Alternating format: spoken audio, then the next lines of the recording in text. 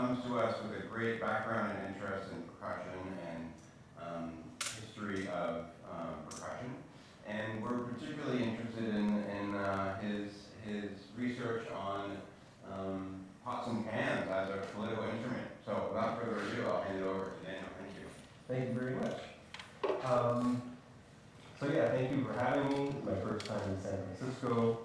It was, about a foot of snow and minus 30 Celsius in Edmonton when I left. So this is my summertime. So yeah, thank you. I was engaged in this research while doing a remote postdoc during COVID at McGill University with Jonathan Stern. So within a sound studies kind of in a context. And yeah, but I primarily teach applied percussion and drum set now.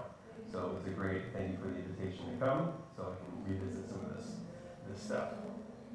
I'd like to begin with 3 observations by the celebrated contemporary percussionist and UC San Diego professor Stephen Schick, who has written a lecture extensively on the history of classical percussion and the art of Schlagzeug, that is in German, hitting stuff. Firstly, Schick identifies a strong correlation between percussion and noise in classical music, as well as the role that it played in compositions. Stating, quote, as noise, percussion stands in opposition. It articulates, it marks and signals, it flavors, offsets, and shades the music around it. Percussion disrupts, end quote. Percussion also operates as a radical discontinuity, which Schick defines as, quote, the very foreignness of percussive noises. It fulfills a dual imperative in tonal music. Percussion marked time and percussion acted metaphorically as a sonic representation of strong emotion or the power of nature. Secondly, he moves beyond the idea that percussion is simply sound, inviting a unique performative angle. Quote, it is not the instruments but the sticks that define percussion. Sticks stand for the sweet kink of contact between the human performer and the expressive potential of a percussive instrument. No instrument, just sticks. This phrase reminds us that percussion is the easiest instrument in the world to play, and that playing itself is a thing common and basic to ordinary life. It represents the source of our art as well as the root of our responsibility. By placing sticks before instruments, I place the act of playing before the sounds of playing. I place the visceral, passionate, momentary connections to music before the historical weight of instrumental traditions or the dry rationale performance practice. I place the human before the musical, end quote. Here, percussion is framed as a general human experience and mode of engagement. Rather than merely the sound objects we associate with certain genres, the drummers we may see on stage or the instruments we will find in music stores, like drum kits, cymbals, shakers, and bells. At the same time, it's important to note Schick's idealistic narrative about being somehow beyond tradition, culture, and history is also distinctly Western in its positionality, one that figures prominently throughout popular drumming discourse, whether it's in the concert hall, in the beach drum circle, or in the street protest. I will touch upon this dynamic later on. Schick's third point is that percussion also remains a distinct instrumentality. Quote, the percussion family, either as tools or instruments, differs fundamentally from other instruments in many ways. A cellist, for example, must cope with a single complex instrument that is steeped in tradition. A contemporary percussionist is usually faced with a large set of uncomplicated objects, many of which have a short history as musical instruments. Percussion instruments are, after all, simple objects. Hit them and they'll make a sound. Hit them harder and they'll make a louder sound. A cymbal, gong, and a drum, these are simple objects, and that's a good thing. With simplicity comes intimacy, and with intimacy, a strong sense of shared musical experience that many listeners feel when they hear percussion music, end quote. Throughout Schick's writing, we find a unique practitioner's perspective on percussion, but one that moves away from a distinctly musical framework. While he may be speaking from the perspective of contemporary classical music, I believe that his thoughts invite interesting interpretive channels to explore the phenomenon of percussion in contemporary social and political life. As such, my focus in today's presentation will be on the noisy, complex sounds of percussion during protests across North America, all of which occurred roughly between the years of 2008 and 2013, coinciding with the global financial crisis. This includes the 2012 Quebec Maple Spring protests, Occupy Wall Street, among others. But central to the study is the strategic decoupling of music from acts of percussive disruption, focusing more on multisensory percussive experience, affect, and discourses of noise. These dimensions help problematize common critiques and perceptions of performance-based, art-based strategies in global social movements, as claims of illegitimacy are often closely associated with musical enjoyment. By reading and comparing strategies of percussive disruption, my goal is to outline how percussion is used, experienced, and debated in 21st century aesthetic politics. Perhaps a natural segue of traditional drumming narrative arc will be to move to the section where I now celebrate and summarize many of the cultural and evolutionary dynamics of percussion among humans around the world. There is certainly a precedent for this in my core discipline of ethnomusicology, as well as in mainstream drumming industry, in music education, especially in world music pedagogy, and in the drum circle facilitation industry. So the narratives I'm talking about is the one heart, one rhythm, one drum beat. Every culture has their own pulse and rhythm, how drumming is universal. Many of the references have to do with music in Africa, however vague, half-hearted, and problematic. So I don't want to sound too cynical here, but I've done drumming research for many years. This comes up a lot. I do not wish to perpetuate this kind of line of thinking. Instead, I'm going to take a slightly different generalist viewpoint on drums and percussion from a phenomenological, sensory, and material culture perspective. Percussion is at once intimate, raucous, personalized, and collective. It is investigative, exploratory, discerning, and even a dramatic form of sense-making. Everyday objects are transformed through percussive viewing and being. Its power is tied to sonic ambiguity, its noisiness, which can convey ineffable emotions. At this more basic level, percussion is a fundamental mode of interacting with the world, one that moves beyond aesthetics, performance, and musicality to the realm of the technological. It is a form of craft work that fosters complex tactile understanding and sensorial learning. One such mode of percussive engagement is listening touch, as found in the work of Anna Harris. In her ethnographic studies of medical percussing among doctoral students, Harris documents how practitioners learn, teach, and interpret percussion in clinical settings. She describes how residents articulated their methods, stating that, quote, percussion was about sound. It was not long, however, before other doctors declared the practice was not about sound at all, but about touch. More teachers and students told me that percussion was about the feeling of the vibration rather than listening to the sound, especially in noisy hospital wards. It was not only that touch produced the sound, but also that practitioners feel the findings through touch, through listening fingers. There was no agreement about whether percussion was about sound or touch, and in the end, it did not seem important. We don't just say, now you're listening, now you're looking, now you're feeling. It's all integrated, one teacher in Melbourne explained, end quote. Interested in the pedagogies of listening and touch, Harris notes that medical percussion, quote, is a skill that is taught by example from teachers as well as through descriptions in textbooks, through illustrations and writing, online videos, and through sound files. This means that in the end, the practice of percussion is inseparable from the field of technological relations which constitute it. In fact, these sources have been integral to the way this technique has traveled around the world, end quote. For Harris, percussion is simultaneously touch and listening as well as the more hidden sensation of proprioception, which is knowing where your finger is in relation to other parts of your body when you perform this technique. She bridges this research with the work of Jonathan Stern and how we listen through the chest and the head and not only the ear. Harris also cites the work of Ronald T. Varillo on, quote, the skin's vibotactile system, that is, the parts of the body that a musician uses to detect tone, end quote. For Varillo, instrumental percussionists engage in the listening touch, that is, not a single moment. Quoting Varillo, as the finger, hand, wrist moves, the ear anticipates. The body works in coordination, and listening touch is distributed through the technique. Percussion entails anticipation, vibration, movement at the wrist, raising of the finger, end quote. Such anticipatory responses in the body are echoed in the work of Zachary Molmark, an ethnomusicologist, whose empirical research on the role of timbre in musical affect aligns with percussion's noisy status in musical thought. Using MRI machines on research participants listening to various musical examples, Molmark and his team found that more complex noisy timbres would often trigger neurological responses in the limbic system, activating the, quote, amygdala and hippocampus, perhaps indicating greater intensity, arousal, and ecological urgency signaled by timbral qualities perceived to be noisy, end quote. This is important as studies have implicated the amygdala in the brain in emotion processing, particularly with negative, high arousal emotions such as fear and aggression involved in adverse responses to sound. So noisy sounds triggering a fear response in the brain, but as an embodied affect, not a conscious sort of feeling. It's just still being recognized in these sensors. Interestingly, Walmart's work builds upon studies that primarily focused on rhythmic perception and musical processing using similar MRI methodologies, but he situates timbre as an under-theorized, correlative dimension. His work has also found multisensory interaction between timbres and metaphoric language. Quoting Walmart, metaphors of tactile engagement are ubiquitous in listeners' conceptualization of pitch height, loudness, and timbre.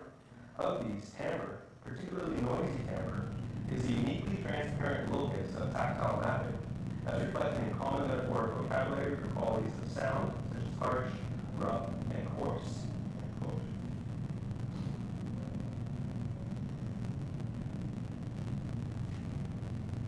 So drummers also engage in processes of listening touch, developing the haptic, kinesthetic, and tactile dimensions of technique while in the practice room.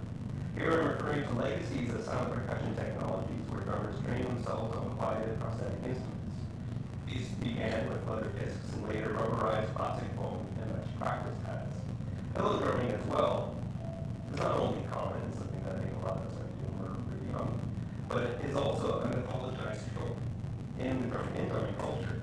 Because some of the most famous drummers, such as Dave Grohl from the Foo Fighters and Buddy Rich, began on playing on pillows, which gave them that raw power and speed. This is in a lot of the interviews and memoirs about them. These silent practices reflect just how sensorial percussive learning is. It isn't as if sound becomes inaudible or removed from the pads, because you can certainly hear the sticks and the sound of the surface itself a little bit. But these lower volumes allow for tactility to emerge at the forefront of percussive practice, indicating that drumming is not reliant on sound to develop these sensorial skills. The use of the pad or pillows allows for drummers to focus on bounce, grip, stick feel, posture, watching the hands as well. When practicing with a metronome, this allows for precision, developing even note spacings, and building an innate sense of time. Flipping accents and working on difficult patterns places the metronome at the forefront of the sonic experience. For instance, when you move a metronome to another subdivided beat, and a simple exercise is in time placement and reorientation. And I figured since I mostly teach drummers every single day, so and I just assume that everybody is secretly a drummer really wanting to play the drums. I look at the metronome just to see to demonstrate what I'm talking about. So here. Alright. Basic metronome. So what are we thinking when we normally hear this metronome? 1, 2, 3, 4. So you just want to tap. Just tap lightly. You're a shy drummer, that's okay. You're still a drummer, all right. Okay. This is a typical way that you might hear the metronome. And then by reorienting ourselves to the metronome, we hear it as 1, 2, 3, 4. 1, 2, 3, 4. The downbeat becomes sort of the inaudible. And then we can also place it down on another subdivision. Let's see if we all get this good. 1, 2, 3, 4. 1, 2, 3, 4.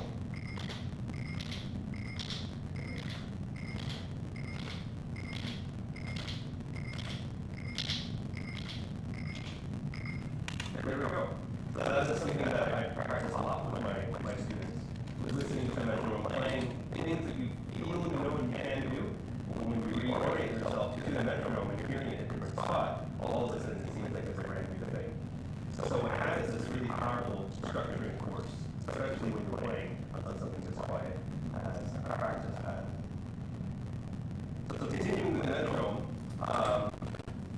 Paul Taverge has discussed the metronome a lot, and he adds some critical flex to this standard drumming practice, where the ability for drummers to internalize time necessitates silencing oneself and not to perform in time with the metronome.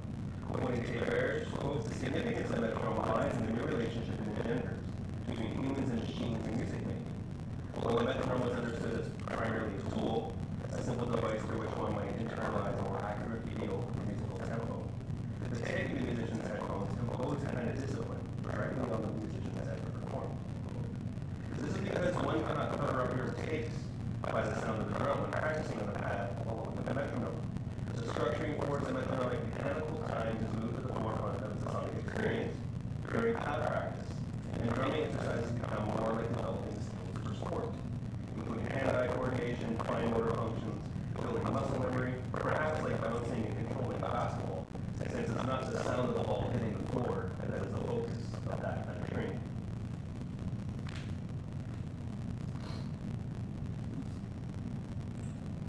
However, critical studies of rhythm, drumming, beats, and grooving insist upon a core relationship between percussive activities with the body, whether it is how rhythm structures are sensed every time, how it places bodies in a given space, it provokes us to move and dance. This oral dimension of percussion complicates the multi or intersensorial factor of percussion. It supersedes the broader definition and echoes a concept proposed by Nina Einstein, which she calls the figure of sound.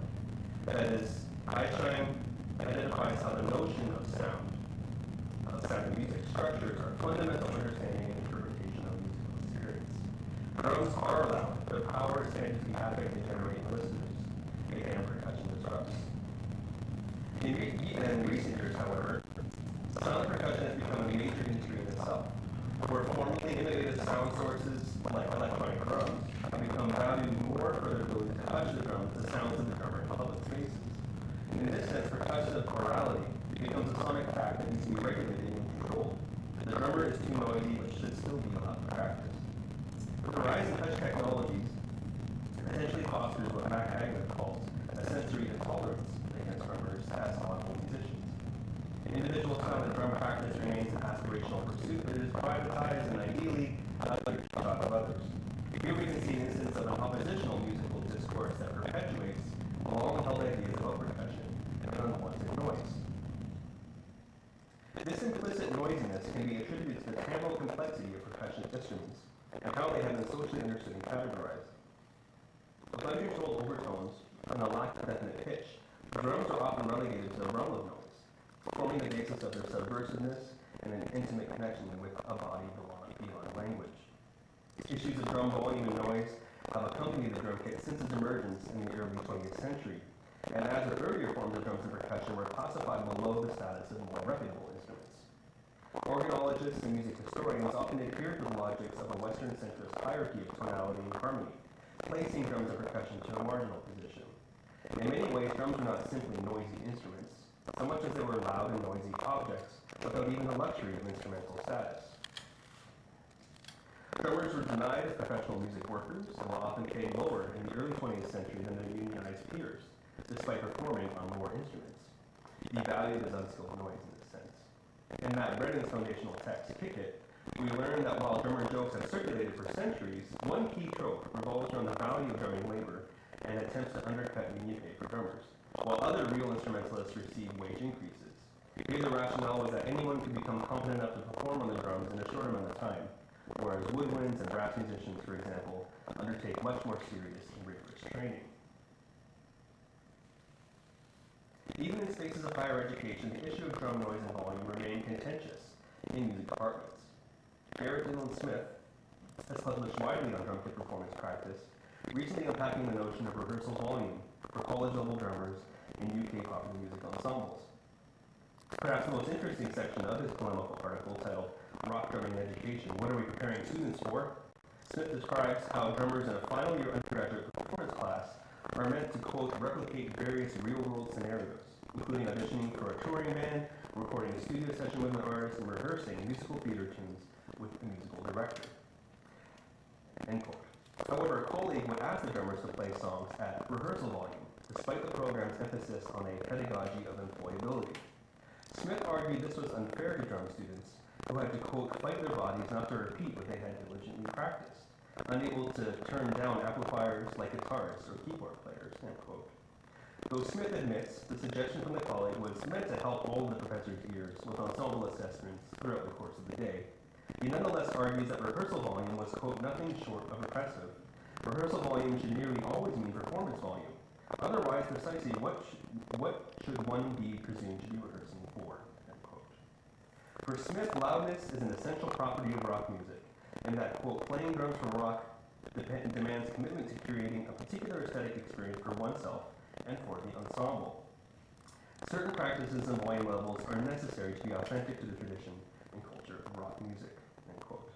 And while it may be difficult to gauge what genres of popular music necessitate louder volume playing, so for instance, what if I just thought every song just rocks, so it has to be loud? Smith's experience situates drumming muscle memory with aesthetic conventions and the difficulty for teachers to deal with loud drums.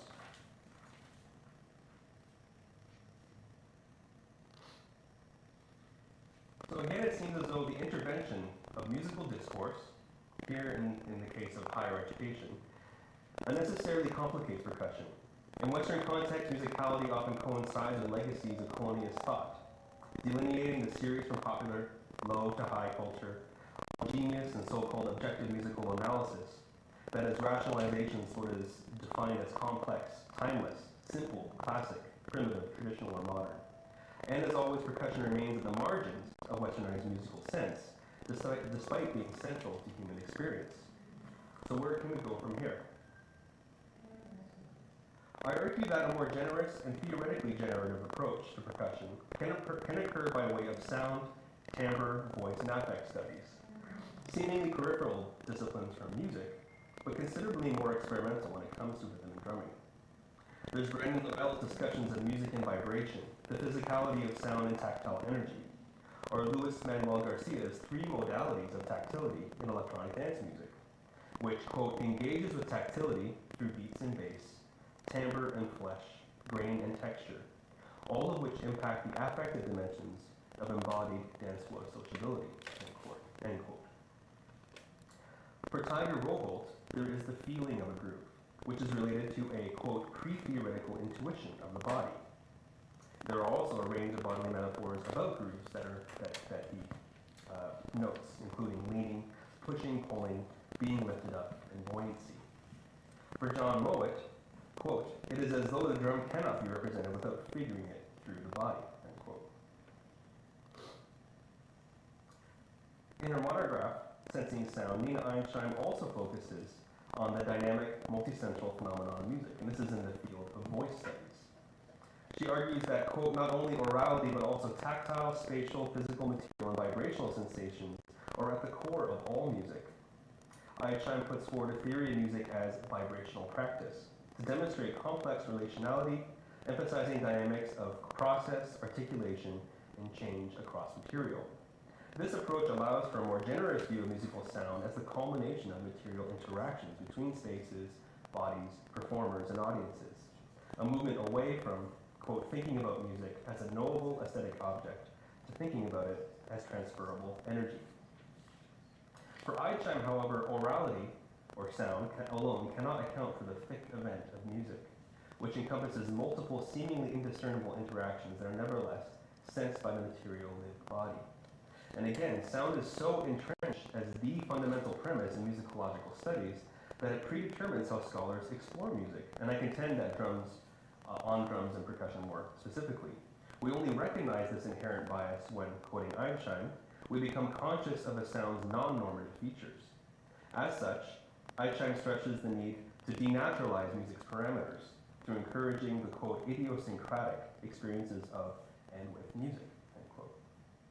From a media studies perspective, too, we can approach percussion as a deceiving immediate instrumentality, that is, as having the absence of media or the absence of mediation.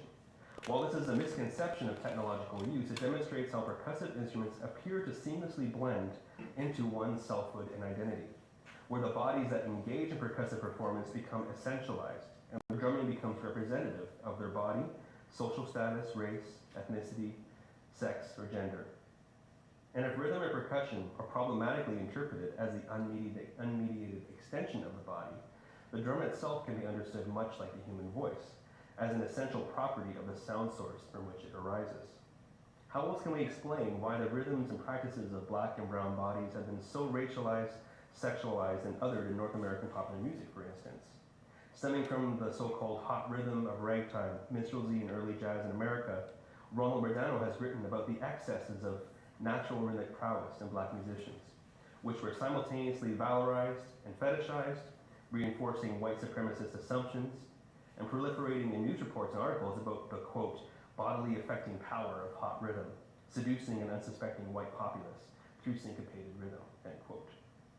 For Rodano, the idea of black rhythm, quote, depended on the material existence of traditional African-American performance practices that were ultimately commodified as black form through a transnational interplay of romantic and colonialist writing, end quote. He highlighted a racialized pastoral vision of black rhythm being cast as a, quote, primordial cure for the ills of a civilized, increasingly mechanized modern society, while simultaneously locating musical genius of primal black difference as a racial threat. Rodano notes, quote, black rhythmic displacement, syncopation that is, provided a compelling metaphor for an African-American populace seemingly out of place, end quote. In this sense, percussion is quickly tied to notions of identity, and the drum reflects an inner sense-making process through percussive activity, a process that leads to subject formation. According to John Mowat in his book, Percussion, quote, percussive sense-making requires for its amplification recourse not simply to the body, but also to what I have called genealogy of the skin. Percussive sense-making then articulates a process whereby the act of percussing produces understanding through a kind of misapplication, a resort through percussion to grasp something, such as an event, experience, technology, and art, a sense-making strategy that applies to multiple facets of everyday life and human development. Striking and resonating the drum, first by hitting its skin, demonstrates the, quote, skin's function in constituting the conditions of an expressive interiority.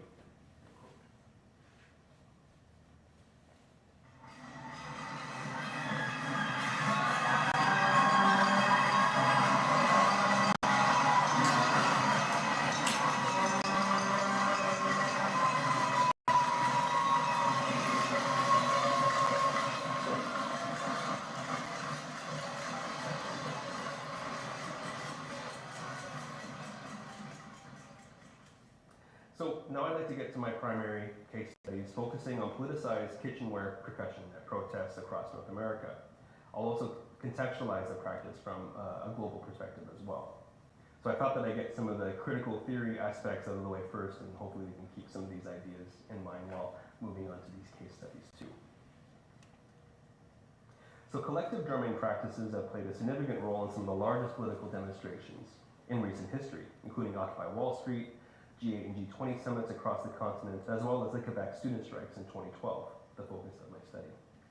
Drum circles, Brazilian samba batucada ensembles, and more recently, casserole processions, known as les casseroles or los casserolazos, have become synonymous with expressing dissent against the political and economic disparities of the 21st century, decrying the neoliberal policies and effects of global capitalism from Buenos Aires to Montreal, Sao Paulo, Reykjavik, New York, Istanbul, Barcelona, among other locations.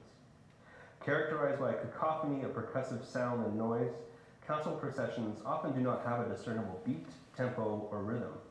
Rather, the collective sound of the casseroles is marked by an almost chaotic wall of crashing and banging on metallic pots and pans, reverberating throughout neighborhoods and city streets. While attending a casserole procession, the sound will constantly fluctuate and change as groups pass along the procession route. Some may integrate chants and singing, whereas others might play short, repetitive call-response patterns that will be echoed by bystanders. The format of the casserole appealed to a broad cross-section of communities, transcending ethnicity, class, gender, and age. The widespread adoption of the practice allowed for families and children to get involved, impeding the tactics of kettling by Montreal police, which often led to multiple and violent arrests. Moreover, the presence of the casserole procession created a moving soundscape that both physically and orally disrupted the flow of everyday life. Now, the 2012 Maple Spring protests did not occur spontaneously, but developed out of years of planning and organization. Officially beginning in February 13, 2012, the Coalition Large de l'Association pour une Solidarité Syndicale Étudiant, otherwise known as CLASS, initiated the strike with 3 other student organizations. Quebec students were reacting to the proposed legislation and budget of the Quebec Liberal government under the leadership of then Premier Jean Charest. In September 2011, the Liberals proposed an 80% tuition increase across Quebec. Educational reforms and tuition increases have been major headaches for Quebec governments over the past 2 decades, as detailed in a protest timeline provided by the Canadian Broadcasting Corporation. Drawing from the momentum of the Quebec student protests of 2005, including its symbolic political imagery, that is the use of the square red pin, thousands of students took to the streets beginning in the spring of 2012 and almost completely shut down Montreal's downtown core. Every night, Les Casseroles would ring out in the neighborhoods and city streets, blocking traffic, bridges, and overpasses. However, the protests took a dramatic turn when the Charest liberals enforced controversial laws that prohibited public demonstrations, measures that understandably appeared grossly anti-democratic and aroused greater resentment against Charest, bolstering support for the protesters across Quebec. Bill 78, known as the Truncheon Law, was subtitled An Act to Enable Students to Receive Instruction from Post-Secondary Institutions that they attend. Possibly this was a response to incidents across the province where mass protesters disrupted classes and intimidated students at various colleges and universities. The law, which was set to expire in July 2013, included several conditions for organized protest.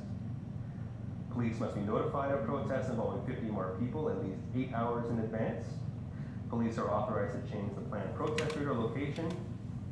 Fines of between $1,000 and $5,000 will be handed out to any individual who contravenes the law, and these penalties climb between $7,000 and $35,000 for a student leader, $25,000 and $125,000 for unions and student federations.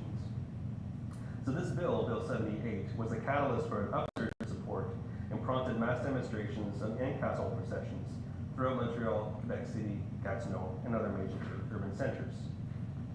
On May 22nd, the 100th day of the student strike in Montreal, the Canadian Union of Public Employees, as well as the left-wing political parties, Quebec Solidaire and Action Nationale, all supported the protest, and more than 5% of Quebec's population, 400,000 people, marched to the streets of Montreal.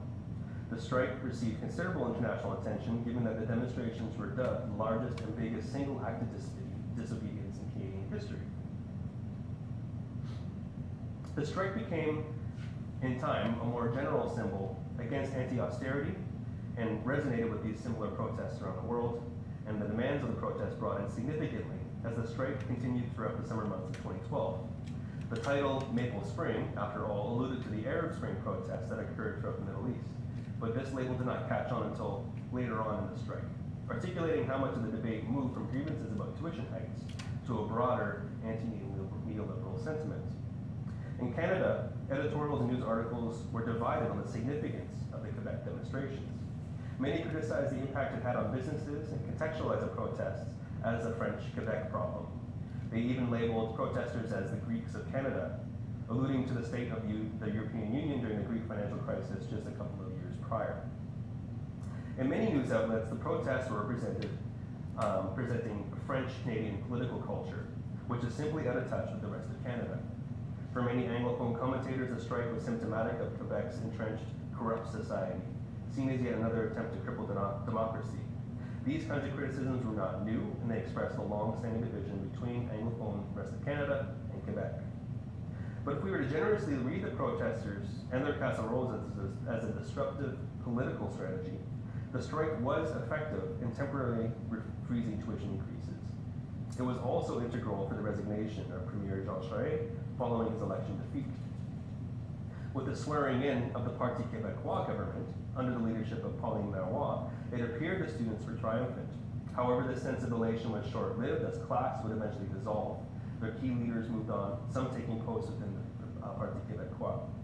The PQ and its leader, whose political campaign sided with the students and called for a tuition freeze, abolished the controversial Bill 78. But the PQ continued to support a controversial Montreal P6 bylaw, which essentially mandated many of the same laws. Furthermore, the Parti Québécois did decide to raise tuition by 3%, despite fierce opposition and a very apparent about-face from their campaign trail. And then beginning in September 2013, a Quebec commission looked into the Maple Spring protests to understand what led to the escalation of participation. The figures are staggering. According to the opening remarks from Serge Menard, former Parti Québécois minister and then head of the Maple Spring Commission, the city was seen to endure 532 mass demonstrations, including 750,000 protesters, 34,272 police officers, and 2,255 arrests.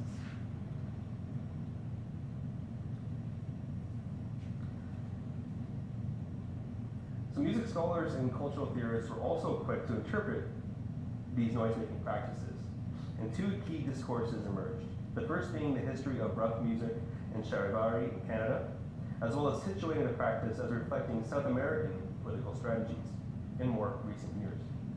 For Jonathan Stern and Natalie Zeman-Davis, the Montreal casseroles were an expression of communal solidarity that drew from the tradition of Charivari, a practice that had been used to enforce community standards in Francophone cultures for at least 700 years.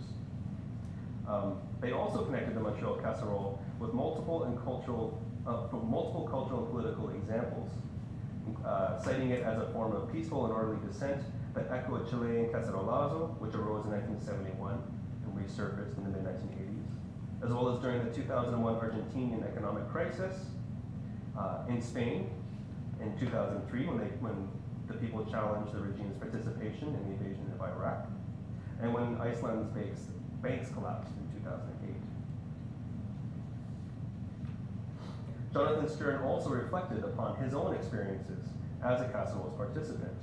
Quoting Stern, quote, "The connections to Charivari matter. The casserole protests are local, neighborhood community movements asking for simple redress. The repeal of a heinous law," end quote. When Stern marched through the streets of Montreal, his group swelled into, quote, "a giant parade of thousands." The often random banging of the casserole coalesced for a moment with other groups during the procession, and a rhythm would usually, quote, "arise from the chaos, encircling disorder and enveloping everyone." Sometimes the rhythms connected with chants like La loi spéciale, on son calice, which roughly translates to "we don't give a fuck about your special law." However, for the most part, the casseroles were characterized by the discord of multiple percussive voices in and out of time. Quoting Stern, quote, "Because the instruments are simple, cheap, and improvised, almost anyone can join. Because the music is deliberately non-professional, the ideals of mastery and perfection and the weighty gendered and aged assumptions about who can be a good musician is inoperative. The beats are easy to pick up and play in time, and if you swing a little out there, all the better."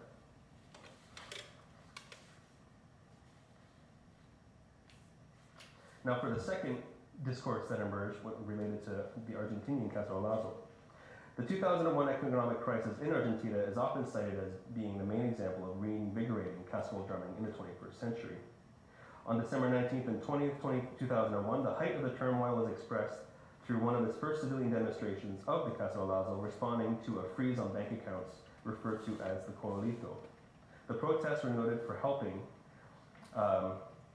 lead to the ousting of two presidents in less than 2 weeks. Demonstrators attacked institutions that enacted, promoted, and implemented free market reforms. Protesters marched through the streets and participated in cacerolazos outside of branches of private banks in downtown Buenos Aires, dismantling the protective gates and structures. Activities would later escalate into acts of firebombing banks and armored vehicles, and eventually the storming of Congress on December 29, 2001. Like in Montreal, the police presence increased considerably and counterattacked protesters in front of private and public financial institutions. At this point, neighborhood organizations and Los Piqueteros, the blockade picketing groups, converged. The picketers, who were usually from low-income populations, would form blockades, and the predominantly middle-class protesters would make up the bulk of cacerolazos, chanting "Piquete, cacerola, la lucha e una sola." Blockades and pan beatings represent the same struggle. These neighborhood assemblies performed a key role in arousing cacerolazos on a regular basis, disallowing flags or banners of political groups to be involved during these events. This was because the cacerolazos were not considered a form of political participation that was recognized by representative democracy. Perhaps the most interesting dynamic during the protests were the ways in which the cacerolazos functioned as an instrument to empower marginalized populations in Argentina. Nahid Intautawi's study on women's strategies during the financial crisis in Argentina indicated how casserole drumming offered a viable medium for vulnerable populations to challenge the negative effects of neoliberalism in the developing world. The use of pots, pans, and utensils are meant to symbolically connect with, quote, "the domestic nurturing work of traditional motherhood," to stage social protest and to bring public and media attention to their suffering. Now, both Les Casseroles and Charivari practices involve processional movement through city streets and public spaces, and both employ the non-musical percussive striking of pots, pans, and other household materials, including horns and whistles. In each event, participants communicate certain moral standards and social values, often directing their attention towards a figure of dissension. There are rich and complex accounts of what Martin Ingram described as folk mockery practices throughout Europe, citing this pervasiveness as exemplifying a pan-European charivari phenomenon. Charivari practices made their way to Canada and can be found throughout Acadia, the Maritime provinces, and across the prairies. In the process, significant changes in the interpretation and practice of charivari has occurred over time, supporting the notion that perhaps today's global casserole phenomenon is a continuation or variant of these rather antiquarian practices. Charivaris were primarily concerned with publicly castigating individuals and couples in matters of courtship, marriage, sexual deviance, domestic violence, and other private matters. They are, as Pauline Greenhill writes, an extra-legal mode of social control to, quote, publicly ridicule an object of communal scorn, maintaining ideas of proper behavior, appropriate action, and community membership, end quote. Greenhill's research indicates that some charivari practices developed in ethnically distinct communities in various Canadian locales. This includes the German Bells-Nickling practices in Nova Scotia and the Ukrainian Malanka in the Canadian prairies. In Canada, the practices have been known as chivalry or chivery, and there are regional terms like banjo, saluting, or serenade practices in Nova Scotia alone. As well, Greenhill found that many Canadian communities, although small, continue the tradition of charivari, though the characteristic social discord has changed to a more of a celebratory form of practice, commemorating anniversaries and weddings instead of criticizing them. These variances in the practice are bound by a number of similar features as outlined by E.P. Thompson, namely that charivaris are, quote, a kind of street theater, flexible and adapted to the function of publicizing scandal, end quote. Increasingly, Thompson describes them as anti-processional, in the sense that they mock so-called official forms of processions in normal social life, so to see a church procession or a politician walking down the streets in a procession. It was mocking this. Moreover, Thompson claims that the ritual element of the charivari procession may be seen as channeling and controlling hostility. So through the act of percussion, this hostility is articulated, not through other means. This temporary communal solidarity is experienced through this temporary communal solidarity indicates that charivari events are somewhat ritualistic, that the ritual of charivari and the affect that it's produced among its participants help facilitate expressions of dissent. For Emma Dillon, the charivari draws from processional forms of collective ritual, which are meant to bind members together and coordinate unity, while emphasizing themes of disruption and unregulated movement. Moreover, Dillon's charivari research has largely considered the practice to be associated more with noise and sound than anything particularly musical. This feature, which she calls its paramusical content, is cited as the reason why charivari practices are considered political, because noise is commonly generated by, quote, crude instruments, and exaggerates simplified noises and sounds to emphasize its non-musical character, foregoing pitch and rhythm and register of the voice, laden with signifying potential, end quote. For Dillon, the charivari song world is percussive, non-pitched. Homemade and or found materials were used as makeshift instruments in these early accounts of charivari in medieval France, and participants clashed, quote, pans, basins, and bells, whistling with the mouth and clicking fingers, beating rusty instruments and other sonorous things. It is a practice that reflects the importance and strategy of sound and noise making for protest and in rituals of social dissent, end quote.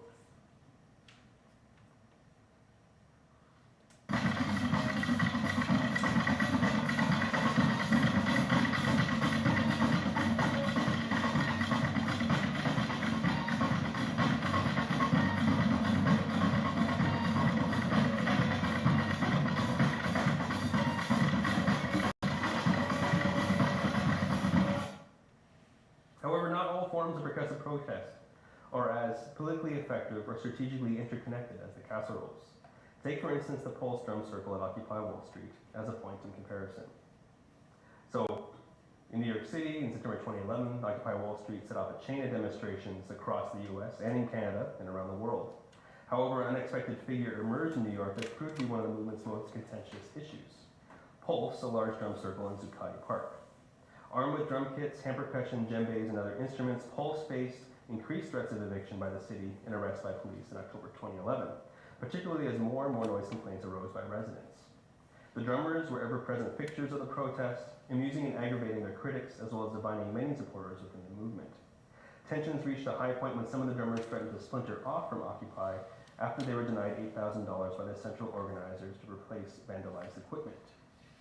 Many of the drummers did not agree with or honor a motion set by the Occupy General Assembly to limit the drumming at set times, 4 hours a day from 12 to 2 p.m. and 4 to 6 p.m. They played throughout mic check announcements, committee meetings, voting, and other activities, sometimes for over 10 hours well into the night, causing tension among organizers and participants. Occupiers and their supporters had to come to terms with the tragic idea that the protest could end with a drum circle, and eventually the occupiers will be evicted over sanitation and health reasons. That was the official reason. Conservative critics, writers, and TV pundits were quick to downplay the drumming as reflecting hippie, countercultural slacker ideals, people who were too lazy to find work, wanting to reap the spoils of hardworking Americans. Many of these negative critiques of the Pulse drummers in the media connected them with ideals in 1960s counterculturalism, and portraying them also as self-indulgent hippies, embodying disorder in the movement and reflecting a generation's spoiled relationship with capitalism in the first place. Subsequently, the discourse surrounding Occupy often implied socioeconomic undercurrents. In the media, there were numerous accusations about how protesters used their iPhones and MacBooks, about the apparent contradiction of Adbusters magazine, who helped initiate the protest and branded dissent in the OccupyWallStreet.org website and campaign. Correspondingly, these critiques extended to the drummers. In a blog post by music critic and scholar Gina Arnold, she analyzed the drum circles within the frame of counterculturalism, citing that members of Pulse believed that, quote, the sound of drums is a suitable replacement for protest or action in itself, end quote. Arnold continues, writing that just as drummers, quote, in Golden Gate Park refuse to deal with a hate Ashbury that is gentrifying in front of their eyes, so too do the drummers at Occupy Wall Street refuse to acknowledge that their sound is no longer the sound of social activism, end quote. In many ways, this critical discourse of Pulse powerfully connected counterculturalism with the ideals of immediate gratification, pleasure, and anti-authoritarianism with the drummers, portraying them as representative of the movement itself. The drummers were mocked for their ideological connections with this naive countercultural bohemianism in a consumer society that was also accustomed to the messages of rebellion, and the practice would seem as if it would possess little to no authoritative weight.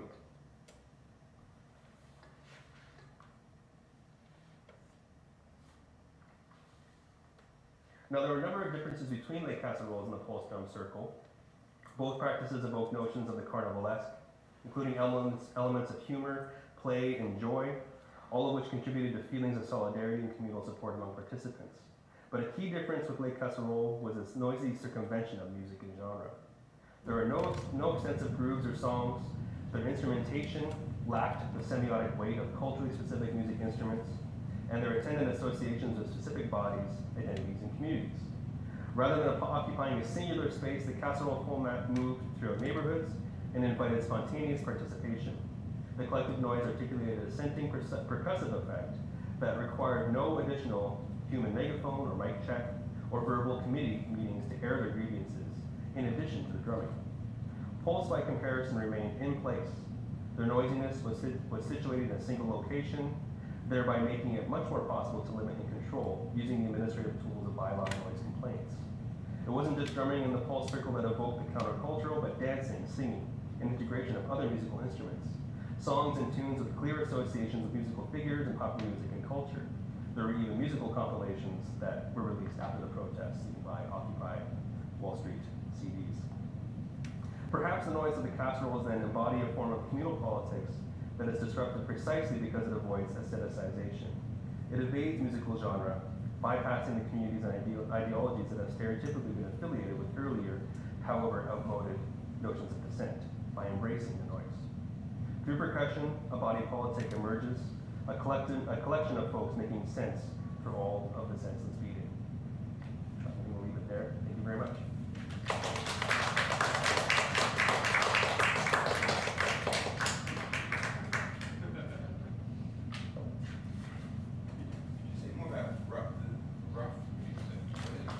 So rough music was. What is that? How did that term come about? Like, what is?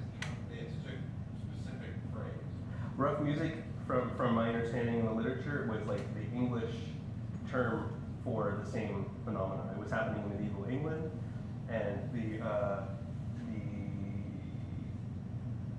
serenade of rough music. This is from a book of Anglophone speaking countries with Charivaris, essentially. So it was like a term that was used interchangeably depending on the language of the country where it was happening.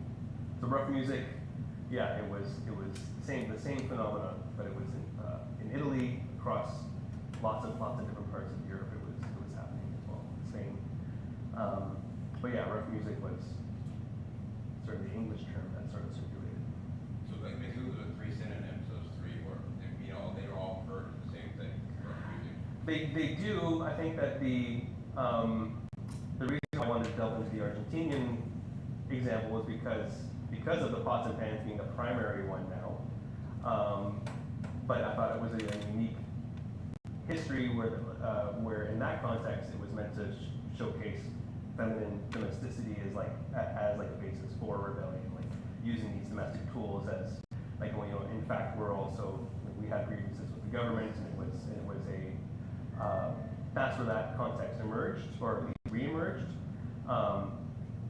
But in earlier accounts there were other instruments there were like brass instruments that were just played really poorly or something in Charivari, whistling and shouting and other instruments too. So you do see that, but I think it's interesting that casseroles now kind of continue this more recent Argentinian legacy.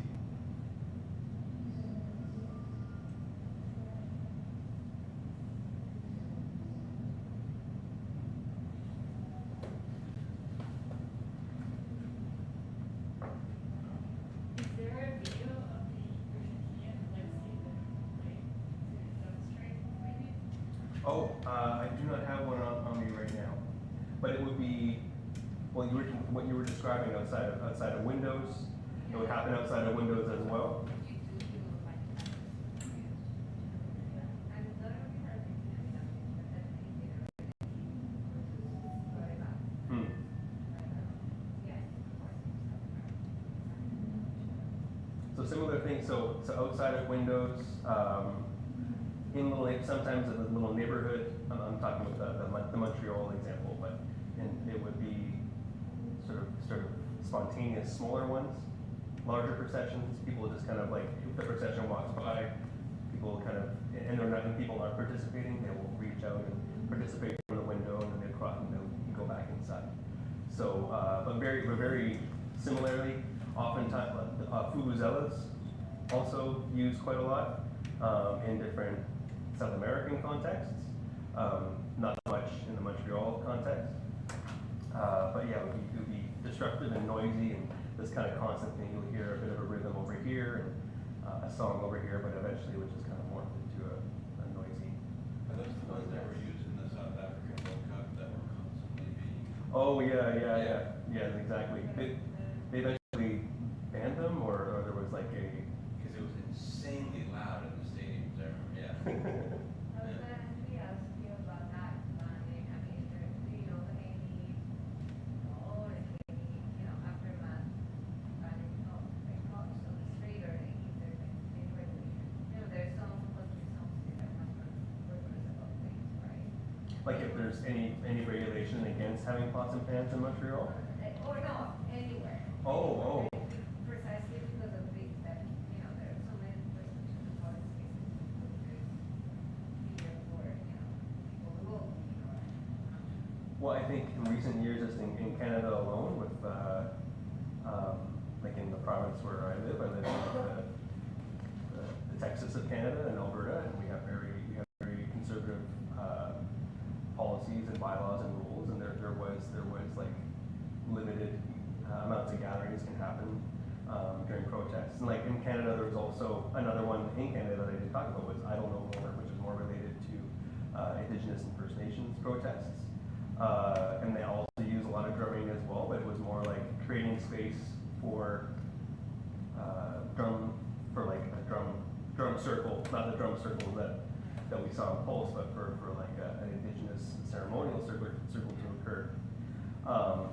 And then there were like laws and bylaws that were passed to limit those gatherings. So I feel like whether it was the pots and pans or another form of protest, or occupation being a form of protest that happened a lot in the past decade or so,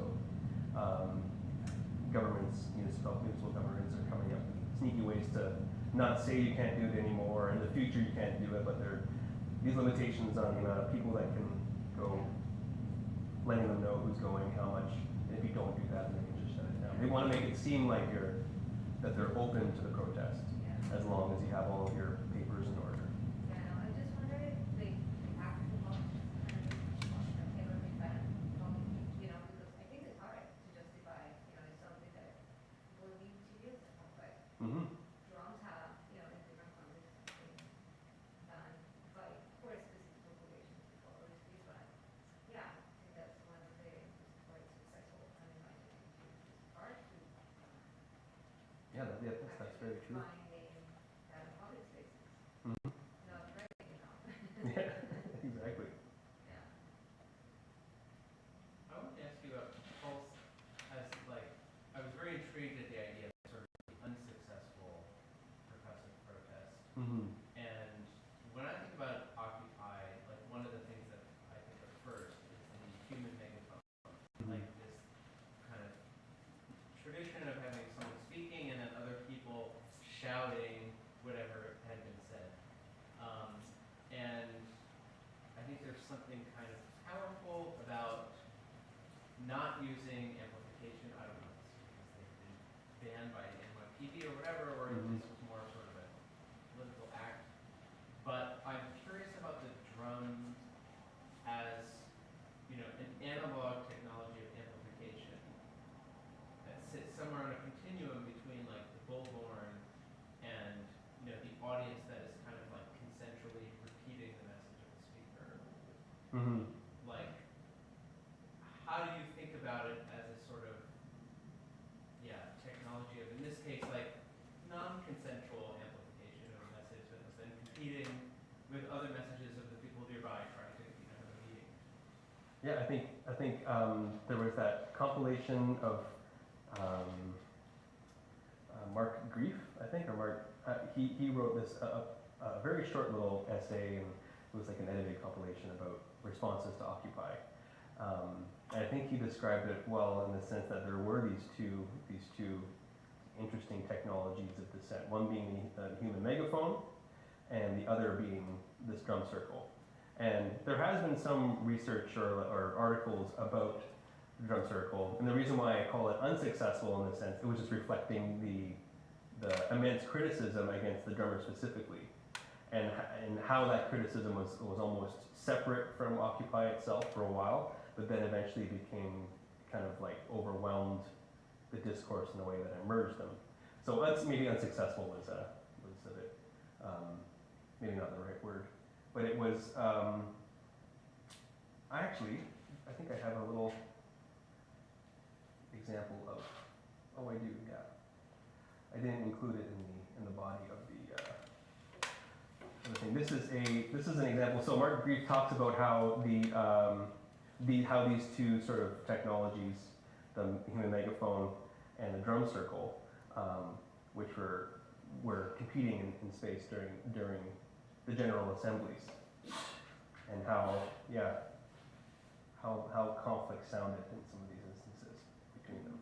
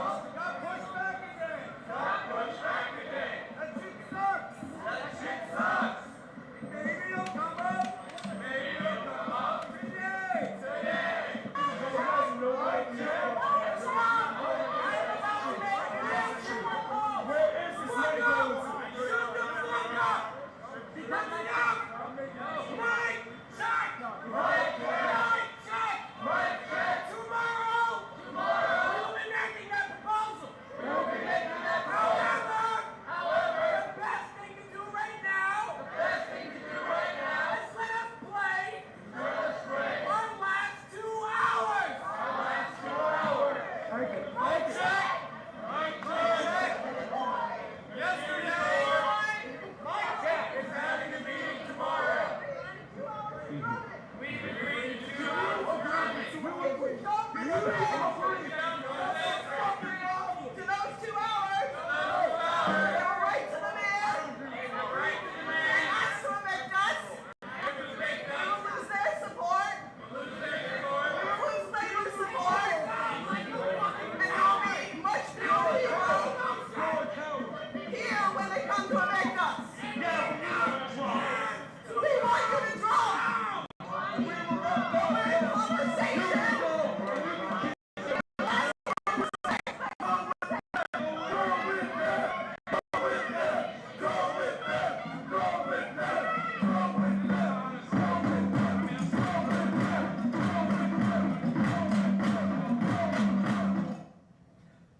So I. Saying at the end, don't look back. Oh, go with them. Go with that. Go with them. I thought it was interesting how, so in this instance, we have these two communication sort of tools. Percussion, the very act of percussion in itself was able to articulate the scent, which is what I think the casseroles did. And I think the pulse did too. But obviously in this competing shared space, those two didn't mesh really great. But also, I thought it was an interesting sort of thing that happened at the very end. So go with them turned into the rhythm that overrided the voice of the woman speaking, of the vocal mic check kind of group. And it was just eventually it was just this, like, it's go with them, like, I don't know who them was, but, not good. So it was these competing, like, very effective technologies, and yes, there was a ban on amplification, so that's why they did the mic check. But I think it was because it was that sharing that same space, and there was, trying to find time between the two, obviously difficult from an organizational perspective. The casseroles, the point was to move and be noisy. There wasn't a mic check. Like the grievances were maybe being shared in, there were the leaders of class, the leaders of that student group will be interviewed later. But meanwhile, the whole city is erupting with noise. So it was a different way of how they communicated those grievances, I think. So I think, that's what kind of led to a lot of the conflict was those two technologies sort of butting heads there. No, and one has always a leader, right? Even if the leader shifts, there's a leader. And then the leader was the table. The other one, was the casserole to the sound. Mm-hmm. It's a protective thing that's just emerging. And certainly the mic check, it's like an empathetic, like the leader, someone says something and you respond, whereas like in the drumming scenario, the percussive scenario, it's just, you can contribute, but it's not as empathetic. It's more just like build it, make it bigger. It doesn't need a moment, it doesn't require a moment to have that sort of wait time, allowing someone to speak, an individual to speak.